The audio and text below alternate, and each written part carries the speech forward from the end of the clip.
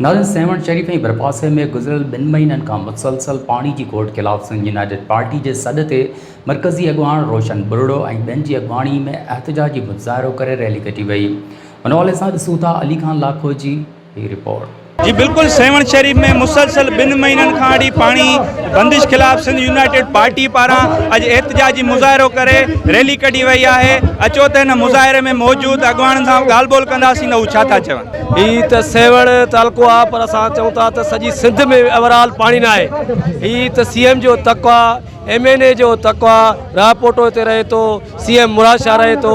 असां इहो जेको अपील कोन था कयूं, असां अवाम जेको त नाले करूं था त पीअण जो पाणी ॾिनी वञे। ख़ुदा रा माण्हू ते ज़ुल्म न करियो, माण्हू जो पीअण जो हक़ आहे, पाणी छो त ॾिनो वञे। सर पाणी कोन्हे को, सॼे तालुके में सॼे ज़िले में पाणी कोन्हे को।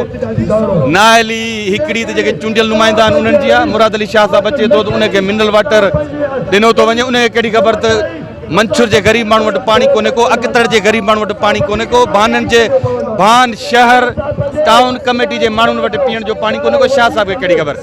तव्हां ॾिठो असां मुसलसल 3 महीननि खां सरापा वक़्तनि ब वक़्तु एहतजाज कंदा अचूं था, पर अफ़सोस सां चवणु चाहियां त पीपल्स पार्टी जा चूंडियल नुमाइंदा जेके आहिनि अंधा ॿोड़ा गुंगा थिया आहिनि, हुनजी एॾी बदनीती ज़ाहिर आहे त सेवन जे माण्हू खे पाणी फराहम नथो कजे। जॾहिं मुराद अली शाह हिते ईद मिलन पार्टी ते आयो हुयो, तव्हां ॾिठो त माण्हू तव्हां जहिड़ा साहिब हिन खां सुवाल कयो त बाबा पाणी मुयसरु कयो।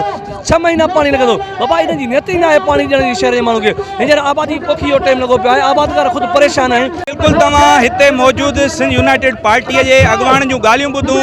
उनजो हिकु ई मुतालबो हो त खुदारा सेण वासियुनि खे पाणी फराहम कयो वञे, न त ॿी सूरत में एहतजाज जो दाइरो वधाए जेको आहे एहतजाज कयो वेंदो। कैमरामैन टीम सां गॾु हमरा अली खान लाखो, MNN TV, सेवन शरीफ।